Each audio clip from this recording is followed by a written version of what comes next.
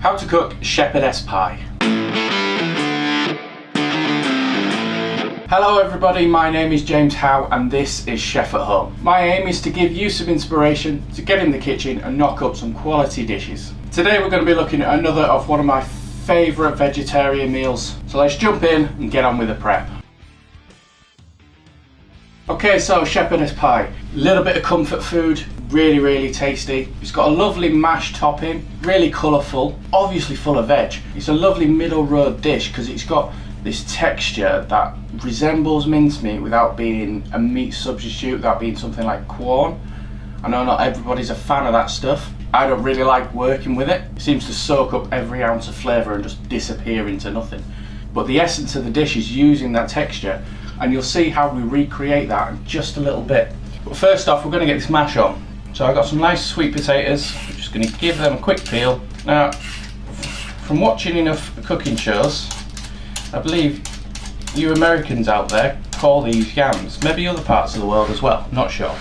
But I don't know why. I'd love to know why. If you know why, tell me why. Now, I've had some young chefs in the past that have been peeling these and then they'll get to one that's a bit on the wonk, like that. And they'll end up trying to peel it as it is and just missing chunks off. It's a really obvious thing, but I just thought it was worth mentioning. Just give it a chop and make it a bit easier to work with. I say really obvious. I've been through 2 years of college and I hadn't thought of it, but there you go.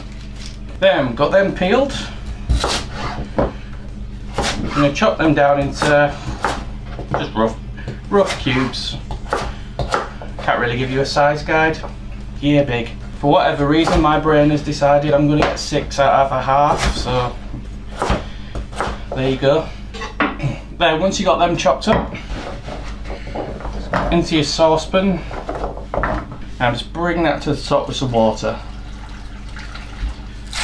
A little bit of salt in the pan, straight onto boil. They're going to take around about 25 minutes, half an hour, so it gives us plenty of time to get on with this mix. Voice broke then, I'm at 12. Right, onto the cook stage. So saucepan on, a little bit of oil, medium heat, usual drill. Have a guess what's coming? Carrots, onion, celery. So nice fine dice.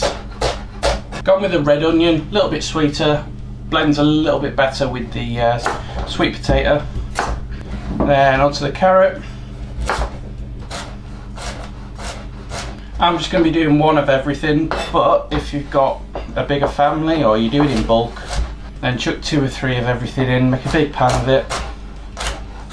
You can convert the mix into like a faux bolognese sort of thing as well, maybe a chili, anything that would normally have mince chucked in it. You could probably recreate using this. So once chopped, mirepoix base into the pan.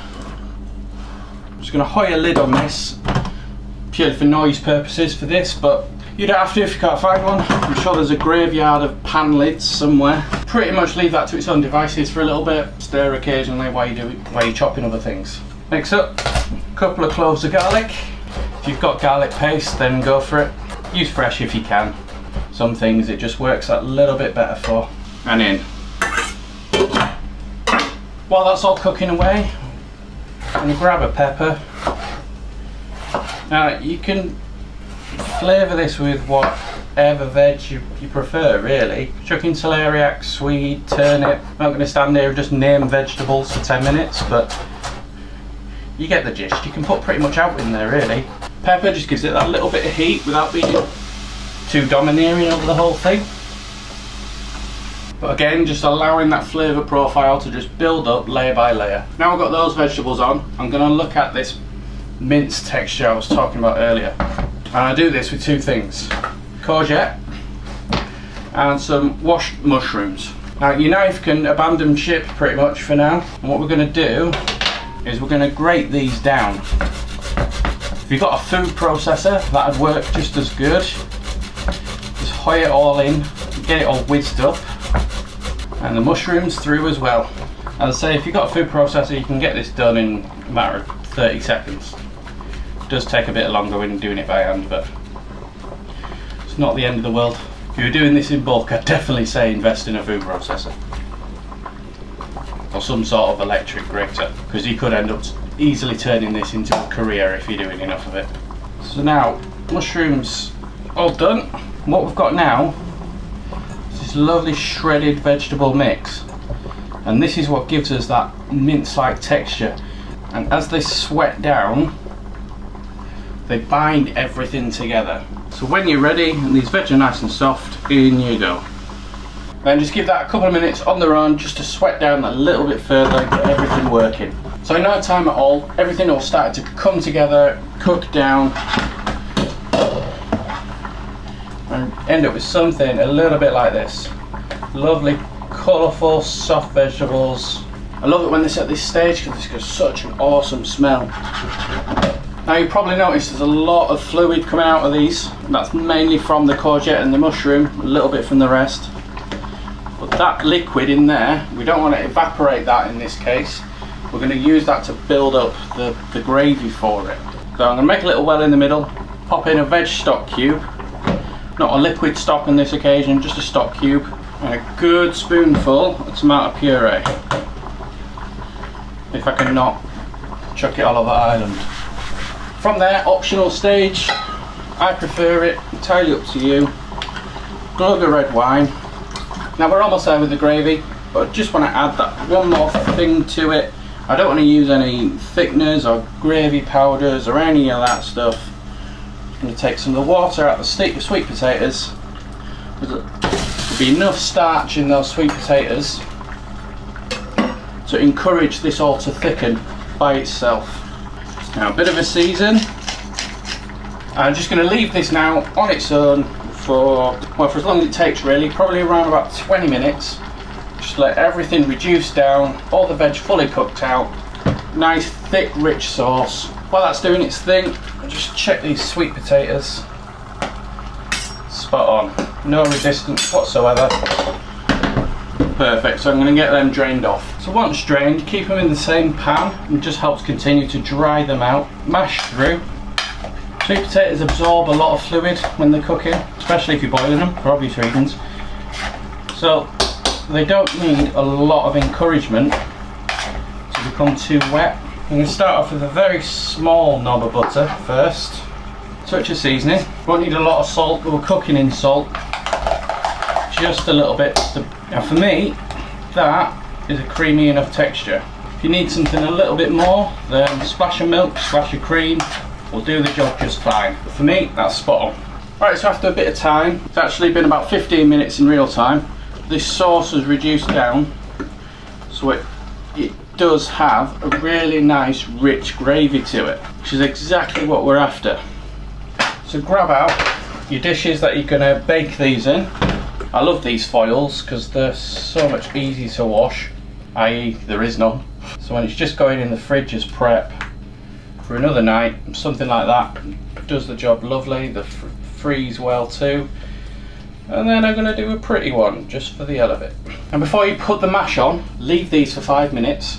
And what happens is the surface forms a little bit of a skin, and that skin stops the mash sinking into that and disappearing forever. Just makes life that little bit easier. There's naught worse than spending ages on a bit of mash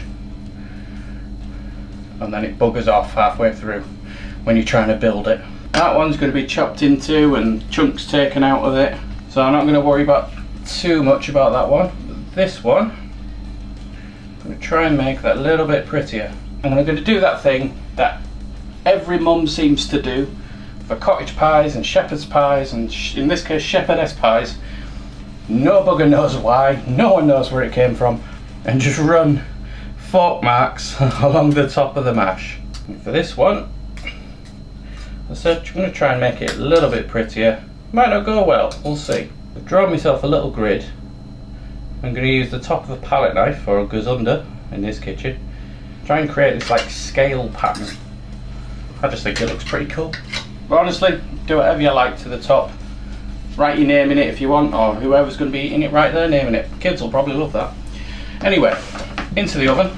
Everything's cooked, so all we're doing is baking it together. It's going to take around about 20 minutes. Now for plating up, I've got this one in its individual pot. Serve that as is. A few bits of veg on the side, maybe peas, broccoli, red cabbage, something like that. Give it that final pop of colour, but honestly that's as much flourish as it needs. For the other one, take two goes under attack. Just look at that. Something I didn't mention earlier is I've kept the water from the sweet potato. Once I got all the filling mixture out, just poured a splash of that back into the pan. I just used it to deglaze it, got all those juices up, and I've got myself a lovely gravy to go with it. Oh, and hey, if you wanna put your pea shoots on there as well, why not? Bit of chopped parsley, yeah? And that is a beautiful shepherdess pie. Please go and knock up your own versions of these dishes. Please let me know what you think. What would you serve with them? What veg would you put in there instead? But for now, thank you very much for watching. I'll see you next time.